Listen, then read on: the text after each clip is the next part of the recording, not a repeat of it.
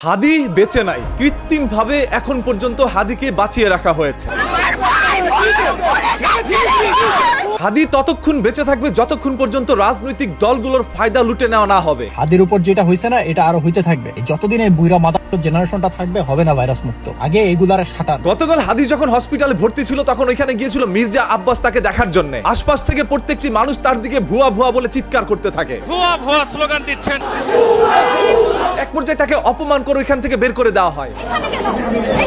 বলা হয় মির্জা আব্বাসই এরকম একটি কাজ করেছে। ওরা তো মির্জা আব্বাসের এলাকা, আপনারা তো ভাই মারবো। কিছুক্ষণ না ঘুরতেই আমরা জানতে পারি ছাত্রলীগের একজন কর্মী নাকি হাদির জীবনটাকে কেড়ে নেয়। আপনারা আওয়ামী লীগের ফ্যাসিবাদের দোষর। পরিকল্পিতভাবে তারা এই কাজটি করে এবং এই যোগসূত্রের সাথে অতীত আওয়ামী লীগ, দিল্লির ফ্যাসিবাদ সবাই জড়িত আছে। তবে কোনোভাবেই আওয়ামী লীগ এটা মানতে নারাজ। জুলাই গণ অভ্যুত্থানে হাদির অবদান কি? হাদি নামে কাকে মানুষ চিনত না? বাংলাদেশের সংকটে হাদিকে এদেশের মানুষ পায় না। হ্যাঁ, এই আমতারেকের মতো অনেকেই রয়েছে যারা এই সকল কথাগুলো আজ অস্বীকার করবে। ওই যে বলেছিলাম না, নিজস্ব ফায়দা যতক্ষণ না লুটে না হবে ততক্ষণ পর্যন্ত হাদিকে কৃত্রিম ভাবে বাঁচিয়ে রাখা হবে। যেখানে ডাক্তাররা বলেছে হাদি আর বেঁচে ফিরবে, এরকম আশা আমরা করতে পারি না। আমরা পেশেন্টের ব্যাপারে কোনো আশার কথাই বলবো না। উনি সর্বোচ্চ খারাপ অবস্থাতেই আছেন, সেইখানে এখন পর্যন্ত তাকে বাঁচিয়ে রাখা হবে। বেঁচে নাই, তারপর আপনারা করেন। তফসিল ঘোষণা হয়েছে রাতে, আর দিনের বেলায় হাদির জীবন শেষ। আমাদেরকে গুলি করে রাখ পর্যন্ত কোনো কিছুটা আমাদের গায়ে লাগে। এরকম আরো অসংখ্য হাদিদের জীবন যাবে যারা সত্য কথা বলছে। শুধু আমাদেরকে যদি কেউ গুলি করে মেরে ফেলে, তাকে যেন ধরে বিচার করা হয়। হাদিকে দুনিয়া থেকে সরিয়ে দেওয়া হবে, এটা কিন্তু আগে থেকে পরিকল্পিত ছিল এবং সেই বিষয়টি হাদির কান পর্যন্ত পৌঁছে দিয়েছিল।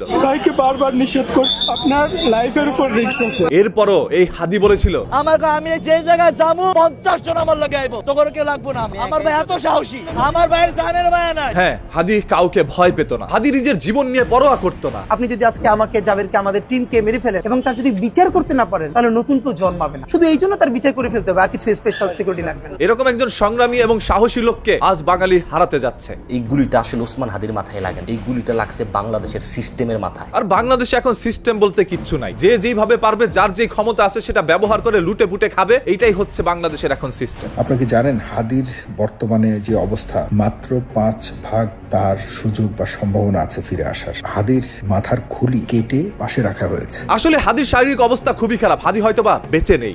রক্তক্ষরণে তার মৃত্যু হতে পারে। তবে কেন এখন পর্যন্ত তাকে বাঁচিয়ে রাখা হচ্ছে? অন্যদিকে বেগম খালেদা জিয়ার কাছ থেকে হাদির দোয়া নেওয়ার স্বপ্ন ছিল, যার কারণে আজ একই হসপিটালে দুইজনকে রাখা হয়েছে। সে যদি সার্ভাইভ করে, সেটাও তো আসলে তার লাইফটা কিভাবে যাবে আমরা জানি, কারণ জুলাই যোদ্ধাদের আসলে লাইফ কিভাবে যায় তাদের সাথে যাদের যোগাযোগ আছে তারা জানে। দেখেন, যেহেতু রাজনৈতিক মাঠ এবং সামনে আসছে নির্বাচন, সেহেতু নির্বাচনকে কেন্দ্র করে এরকম অনেক হাদির জীবন যাবে। পরিকল্পিত আক্রমণ, এবং এটা আমাদের সবার উপরেই আক্রমণ। হাদিকে দেখার জন্য যখন বিএনপির নেতা মির্জা আব্বাস গিয়েছিল হসপিটালে, তখন তার সাথে বাজে আচরণ করা হয়।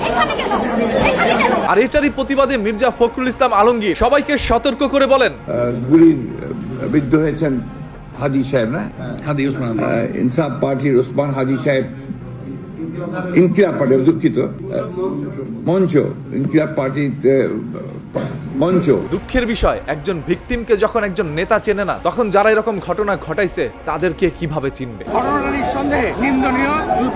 আসলে আমাদের দেশের পরিবর্তন কখনই হবে না, কারণ যাদের ধারা পরিবর্তন হবে তারা তো আমাদের আইডল হওয়া দরকার। সেই আইডল গুলো এখন শুধুমাত্র ঢোলে পরিণত হয়েছে, যেখানেই যায় সেখানে নিজেদের সুনাম বলে ঢোল বাজায়। এই বাজা ভাঙ্গা উপদেষ্টারা তারা কি বলছে? আসছে, যাচ্ছে আর ঘুমাচ্ছে। ওসমান হাদির মতো একজন জুলাই যোদ্ধাকে তারা নিরাপত্তা দিতে পারছে না। হাদি নিম্নবিত্ত পরিবার থেকে উঠে এসেছে, স্বপ্ন ছিল একদিন তিনি অসহায় মানুষের পাশে দাঁড়াবে। ওসমান হাদি যদি সংসদে যায়, ওসমান হাদির কণ্ঠস্বর হবে আপামর বাংলাদেশের কণ্ঠস্বর, ইনশাআল্লাহ। কারণ অসহায়ত্বের কষ্ট এই হাদি অনুভব করতে পারত, যার কারণে রিকশা দিয়ে পায়ে হেঁটে তিনি নির্বাচনের প্রচারণা করত। গণ অভ্যুত্থানের পর এই হাদি কখনো চিন্তাও করে নাই একদিন এইভাবে তার জীবন যাবে। আমার কাছে একটা কল রেকর্ড আছে, গোপালগঞ্জের ছাত্রলীগ একজন ফোন দিয়েছে, আমি খুব আনন্দ নিয়ে শুনেছি। এখনো তারা বলে এই রাষ্ট্র আমাদের এবং হাসিনা দ্রুতই ফিরবেন, আপনারা দ্রুত পালান অথবা হাসিনার পা ধইরা মাপ চান। এই হাদির মতো করে যারা গণ অভ্যুত্থানের সাথে জড়িত ছিল, তাদের পরিবার আজ তার সন্তানদেরকে নিয়ে চিন্তিত। প্রত্যেকটা পরিবার তাদের সন্তানদের নিয়ে চিন্তিত। বাংলাদেশের ইয়াং জেনারেশন যারা রাজনীতি করতে চেয়েছিল,